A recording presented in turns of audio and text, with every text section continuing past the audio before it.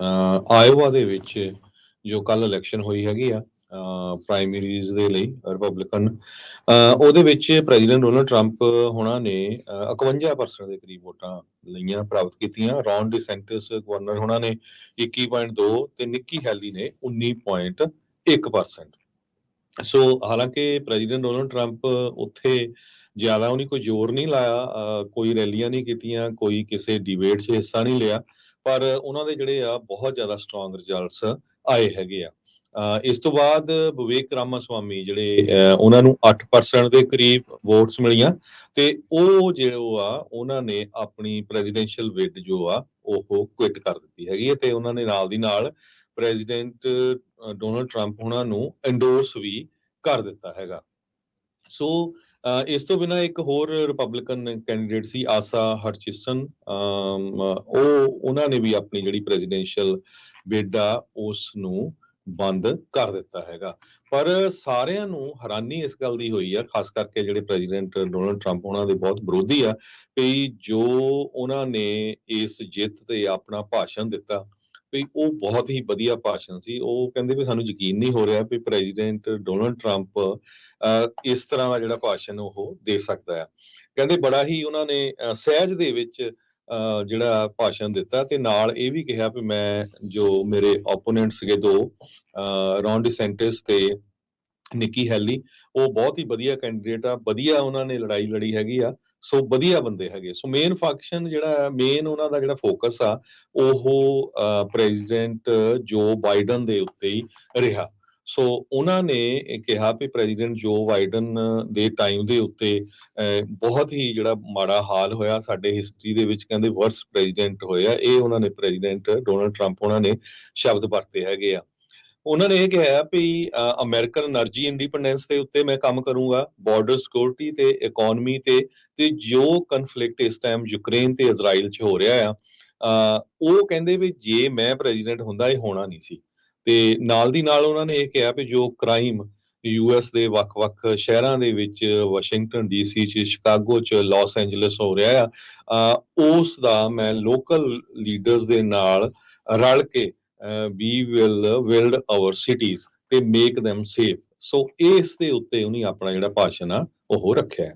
ਜੀ 91 ਤੋਂ ਵੱਧ ਉਹਨਾਂ ਦੇ ਉੱਤੇ ਚਾਰजेस ਲੱਗੇ, ਕਈ ਮਾਮਲਿਆਂ ਦੇ ਵਿੱਚ ਉਹਨਾਂ ਨੂੰ ਇੰਡਾਈਟ ਕੀਤਾ ਗਿਆ, ਪਰ ਉਸ ਸਭ ਦੇ ਬਾਵਜੂਦ ਉਹਨਾਂ ਦੀ ਜਿਹੜੀ ਸਪੋਰਟ ਆ ਲਗਾਤਾਰ ਜਿਹੜੀ ਉਹ ਵੱਧਦੀ ਰਹੀ। ਉਹਨਾਂ ਦਾ ਇਸ ਭਾਸ਼ਣ ਦੇ ਵਿੱਚ ਇਹ ਵੀ ਦੇਖਿਆ ਜਾ ਰਿਹਾ ਵੀ ਬਹੁਤ ਸਾਰੇ ਜਿਹੜੇ ਡਿਸੈਂਟਸ, ਹੇਲੀ ਜਾਂ ਹੋਰ ਦੂਜਿਆਂ ਦੇ ਕੈਂਡੀਡੇਟਸ ਦੇ ਸਪੋਰਟਰਸ ਆ, ਉਹਨਾਂ ਨੂੰ ਇਹ ਆ ਵੀ ਇਵੈਂਚੁਅਲੀ ਜਦ ਉਹ ਮੇਨ ਨੋਮੀਨੀ ਬਣਦੇ ਆ ਕਿਤੇ ਉਹਨਾਂ ਦੇ ਉਲਟ ਜਿਹੜੇ ਆ ਉਹ ਨਾ ਭੁਗਤਣ। ਸੋ ਉਹਨਾਂ ਪ੍ਰਤੀ ਵੀ ਉਹਨਾਂ ਨੇ ਸਹਿਜ ਤੇ ਚੰਗੀ ਸ਼ਬਦਾਵਲੀ ਜਿਹੜੀ ਉਹ ਵਰਤੀ। ਇੱਕ ਦਿਨ ਪਹਿਲਾਂ ਵਿਵੇਕ ਰਾਮਾਸਵਾਮੀ ਨੂੰ ਜਿਹੜਾ ਉਹ ਬੁਰਾ ਭਰਾ ਵੀ ਆਪਣੇ ਕਰ ਰਹੇ ਸੀਗੇ ਸੋਸ਼ਲ ਮੀਡੀਆ ਦੇ ਉੱਤੇ, ਪਰ ਇਵੈਂਚੁਅਲੀ ਉਸ ਨੂੰ ਵੀ ਉਹਨਾਂ ਨੇ ਚੰਗਾ ਜਿਹੜਾ ਉਹ ਆਖਿਆ। 6-7% ਉਹ ਵੋਟਾਂ ਲੈਣ ਦੇ ਵਿੱਚ ਕਾਮਯਾਬ ਜਿਹੜਾ ਹੋ ਰਿਹਾ ਸੀਗਾ। ਬਹੁਤ ਵਾਰੀ ਇੱਦਾਂ ਹੋਇਆ ਜਿਹੜਾ ਆਇਓਵਾ ਦੇ ਵਿੱਚ ਜਿੱਤੇ ਨੇ ਲੋਕ ਪ੍ਰੈਜ਼ੀਡੈਂਸ਼ੀਅਲ, ਜਿਨ੍ਹਾਂ ਨੇ ਕੈਂਪੇਨ ਸ਼ੁਰੂ ਕੀਤਾ ਸੀ, ਉਹ ਕਾਕਸਿਸ ਦੇ ਵਿੱਚ ਜਿੱਤੇ ਆ, ਤਾਂ ਉਹ ਅੱਗੇ ਜਾ ਕੇ ਮੇਨ ਨੋਮੀਨੀ ਨਹੀਂ ਬਣੇ। ਪਰ ਟਰੰਪ ਹੋਣਾ ਦੇ ਵਾਰੀ ਇਹ ਕੰਮ ਥੋੜਾ ਜਿਹੜਾ ਉਹ ਡਿਫਰੈਂਟ ਨਜ਼ਰ ਆ ਰਿਹਾ ਹੈਗਾ ਆ। ਪਿਛਲੇ ਸਾਲ ਦੇ ਵਿੱਚ ਇੰਨੀ ਜ਼ਿਆਦਾ ਸਪੋਰਟ ਨਹੀਂ ਸੀ, ਪਰ ਜਦੋਂ ਤੋਂ ਇੰਡਾਈਟਮੈਂਟਸ ਇਹਨਾਂ ਦੀਆਂ ਹੋਈਆਂ ਆ ਉਸ ਤੋਂ ਬਾਅਦ ਦੇ ਵਿੱਚ ਰਿਪਬਲਿਕਨ ਪਾਰਟੀ ਦੇ ਜਿਹੜੇ ਸਪੋਰਟਰਸ ਆ ਉਹਨਾਂ ਨੇ ਟਰੰਪ ਹੋਣਾ ਨੂੰ ਪੂਰੀ ਸਪੋਰਟ ਕੀਤੀ ਆ। ਕਿਤੇ ਨਾ ਕਿਤੇ ਤਾਂ ਕਈ ਲੋਕ ਇਹ ਵੀ ਕਹਿ ਰਹੇ ਆ ਵੀ ਰਿਪਬਲਿਕਨ ਪਾਰਟੀ ਹੁਣ ਇੱਕ ਟਰੰਪ ਦੀ ਪਾਰਟੀ, ਕਾਫੀ ਜ਼ਿਆਦਾ ਵੱਡੀ ਸਪੋਰਟ ਉਹਨਾਂ ਵੱਲ ਜਿਹੜੀ ਇਸ ਟਾਈਮ ਝੁੱਕ ਚੁੱਕੀ ਹੈਗੀ ਆ। ਸੋ ਦੇਖਦੇ ਆ ਕੀ ਹੁੰਦਾ ਆ। ਡਿਸੈਂਟਸ ਹੁਣੀ ਦੂਜੇ ਨੰਬਰ ਤੇ ਜਿੱਦਾਂ ਤੁਸੀਂ ਦੱਸਿਆ ਨਿੱਕੀ ਹੈਲੀ ਤੀਜੇ ਨੰਬਰ ਦੇ ਉੱਤੇ। ਅਗਲੀਆਂ ਜਿਹੜੀਆਂ ਪ੍ਰਾਇਮਰੀਜ਼ ਉਹ ਹੋਣੀਆਂ ਨਿਊ ਹੈਂਪਸ਼ਾਇਰ ਦੇ ਵਿੱਚ। ਕੱਲ੍ਹ ਹੀ ਕਹਿੰਦੇ ਰਾਤ ਨੂੰ ਜਦ ਦੂਜੇ ਤੀਜੇ ਨੰਬਰ ਤੇ ਆਉਣ ਵਾਲੇ ਆ, ਉਹਨਾਂ ਨੇ ਜਾਣਾ ਸੀਗਾ ਨਿਊ ਹੈਂਪਸ਼ਾਇਰ ਨੂੰ, ਪਰ ਸਾਊਥ ਕੈਰੋਲੀਨਾ ਦੇ ਵਿੱਚ ਡਿਸੈਂਟਸ ਉਹਨਾਂ ਨੇ 2 ਸਟਾਪ ਜਿਹੜੇ ਉਸ ਤੋਂ ਪਹਿਲਾਂ ਜਿਹੜੇ ਉਹ ਕਰ ਲਏ ਹੈਗੇ ਆ। ਇਸ ਨੂੰ ਹੁਣ ਇਹ ਦੇਖਿਆ ਜਾ ਰਿਹਾ ਵੀ ਨਿੱਕੀ ਹੈਲੀ ਦੇ ਬੈਕਗਰਾਊਂਡ ਦੇ ਵਿੱਚ ਉਹਨਾਂ ਦੇ ਦੁਆਰਾ ਆਲਰੇਡੀ ਪਹਿਲਾਂ ਹੀ ਜਿਹੜਾ ਆ ਉਹ ਰੈਲੀਜ਼ ਕਰਨੀਆਂ ਜਾਂ ਟਾਊਨ ਹਾਲਸ ਕਰਨੀਆਂ ਜਿਹੜੀਆਂ ਸ਼ੁਰੂ ਕਰਨੀਆਂ ਆ, ਉਹ ਉਹਨਾਂ ਦੀ ਸਪੋਰਟ ਨੂੰ ਆਪਣੇ ਹੱਕ ਵਿੱਚ ਲੈ ਕੇ ਆਉਣ ਨੂੰ ਕੋਸ਼ਿਸ਼ ਕਰ ਰਹੇ ਆ। ਜੇ ਡਿਸੈਂਟਸ ਅੱਜ ਕਹਿੰਦੇ ਦੂਜੇ ਨੰਬਰ ਤੇ ਨਾ ਆਉਂਦੇ ਕੱਲ, ਤਾਂ ਸ਼ਾਇਦ ਉਹਨਾਂ ਦਾ ਵੀ ਇੱਕ ਹਿਸਾਬ ਦੇ ਨਾਲ ਕੈਂਪੇਨ ਆ ਉਹ ਡੈਡ ਹੀ ਮੰਨਿਆ ਜਾਣਾ ਸੀ। ਨਿੱਕੀ ਹੇਲੀ ਨੂੰ ਕਾਫੀ ਜ਼ਿਆਦਾ ਐਸਟੈਬਲਿਸ਼ਡ ਰਿਪਬਲਿਕਨਸ ਦੇ ਦੁਆਰਾ ਸਪੋਰਟ ਜਿਹੜੀ ਉਹ ਮਿਲ ਰਹੀ ਆ, ਪਰ ਉਸ ਦੇ ਬਾਵਜੂਦ ਵੀ ਉਹ ਤੀਜੇ ਨੰਬਰ ਦੇ ਉੱਤੇ ਓਵਰਆਲ ਰਹੇ ਆ। ਸੋ ਟਰੰਪ ਹੁਣਾਂ ਨੂੰ ਟੋਟਲ 40 ਡੈਲੀਗੇਟਸ ਦੇ ਵਿੱਚੋਂ 20 ਡੈਲੀਗੇਟ ਅਲਾਟ ਹੋਣੇ ਆ, ਰੌਨ ਡੈਸੈਂਟਸ ਨੂੰ 9 ਤੇ ਨਿੱਕੀ ਹੇਲੀ ਨੂੰ ਜਿਹੜੇ ਆ ਉਹ 8 ਜਿਹੜੇ ਡੈਲੀਗੇਟਸ ਆ ਉਹ ਅਲਾਟ ਹੋਣਗੇ ਕੁੱਲ 40 ਦੇ ਵਿੱਚੋਂ।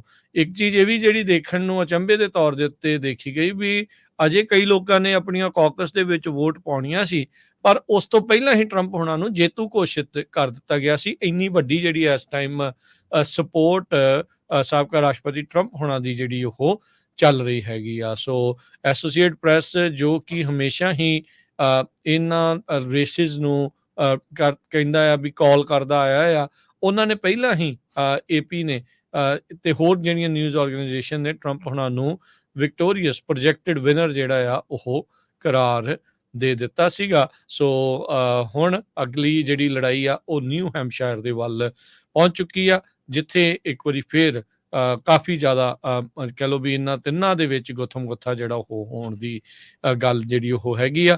ਸੋ ਇਵੈਂਚੁਅਲੀ ਇਹ 3 ਤ੍ਰਿਕੋਣੀ ਰੇਸ ਜਿਹੜੀ ਆ ਰਿਪਬਲਿਕਨ ਪ੍ਰਾਇਮਰੀਜ਼ ਦੇ ਵਿੱਚ ਦੇਖਣ ਨੂੰ ਮਿਲ ਸਕਦੀ ਆ। ਹੋ ਸਕਦਾ ਵੀ ਆਉਂਦੇ ਮਾਰਚ ਦੀਆਂ ਜਿਹੜਾ ਸੁਪਰ ਟਿਊਜ਼ਡੇ ਜਿਸ ਨੂੰ ਆਖਿਆ ਜਾਂਦਾ, ਜਦੋਂ ਬਹੁਤ ਸਾਰੇ ਸੂਬਿਆਂ ਦੀਆਂ ਇਕੱਠੀਆਂ ਪ੍ਰਾਇਮਰੀਜ਼ ਹੋਣੀਆਂ ਆ, ਉਦੋਂ ਤੱਕ ਇਹ ਦੋਵਾਂ ਦੇ ਵਿਚਾਲੇ ਹੀ ਜਿਹੜੀ ਉਹ ਰਹਿ ਜਾਵੇ, ਜਾਂ ਹੋ ਸਕਦਾ ਵੀ ਸਾਰੇ ਜਾਣੇ ਫੋਲਡ ਕਰਕੇ ਇੱਕ ਨੋਮੀਨੀ ਦੇ ਪਿੱਛੇ ਜਿਹੜੇ ਉਹ ਆ ਜਾਣ। ਜੀ ਇਸੇ ਤਰ੍ਹਾਂ ਟਰੰਪ ਦੇ ਇੱਕ ਕ੍ਰਿਟਿਕ ਆ ਬਹੁਤ, ਡੇਵਿਡ ਐਕਸਲਰੋਡ, ਚੀਫ ਸਟ੍ਰੈਟਜਿਸਟ ਸੀਗੇ ਉਹ ਪ੍ਰੈਜ਼ੀਡੈਂਟ ਓਬਾਮਾ ਉਹਨਾਂ ਦੇ। ਉਹਨਾਂ ਨੇ ਐਕਸ ਦੇ ਉੱਤੇ ਪੋਸਟ ਕੀਤਾ ਭਈ ਜਿਹੜੀ ਟਰੰਪ ਉਹਨਾਂ ਦੀ ਸਪੀਚ ਸੀ ਵੀ ਇਹ ਵੈਰੀ ਅਨਟਰੰਪ ਲਾਈਕ ਵਿਕਟਰੀ ਸਪੀਚ ਸੀਗੀ। ਇਸੇ ਤਰ੍ਹਾਂ Herald Ford junior farmer Democrat representative ਹੈਗੇ ਆ ਜੋ 5 ਦੇ ਉੱਤੇ ਹੋਸਟ ਹੁੰਦੇ ਆ, ਉਹ ਕਹਿੰਦੇ ਮੈਂ ਵੀ ਇਹ ਸ਼ੌਕਡ ਆ ਵੀ ਇਸ ਤਰ੍ਹਾਂ ਦਾ ਕੌਂਸਲੇਟਰੀ ਜੋ ਉਹਨਾਂ ਦਾ ਸਪੀਚ ਸੀਗਾ। ਸੋ ਇਸ ਤੋਂ ਬਾਅਦ ਨਿਊ ਹੈਂਪਸ਼ਾਇਰ ਜਿਸ ਤਰ੍ਹਾਂ ਤੁਸੀਂ ਦੱਸਿਆ ਆ, ਉਹਦੇ ਇੱਥੇ ਦੀ ਜਿਹੜੀ ਸਭ ਤੋਂ ਇੰਪੋਰਟੈਂਟ ਗੱਲ ਇਹ ਆ ਆਇਓਵਾ ਦੀ ਵੀ 99 ਦੇ ਕਰੀਬ ਕਾਉਂਟੀ ਚ ਕੱਲੀ ਕਾਉਂਟੀ ਚ ਫਲੋਰੀਡਾ ਦੇ ਗਵਰਨਰ ਰੌਨ ਡੀਸੈਂਟਿਸ ਗਏ ਸੀ, ਉਹਨਾਂ ਨੇ ਬਹੁਤ ਜ਼ੋਰ ਲਾਇਆ ਹੋਇਆ ਸੀ। ਤੇ ਨਿਊ ਹੈਂਪਸ਼ਾਇਰ ਦੇ ਵਿੱਚ ਯੂਜ਼ਲੀ ਜਿਹੜੇ ਵੋਟਰਸ ਆ ਉਹ ਮੋਡਰੇਟ ਹੈਗੇ ਆ।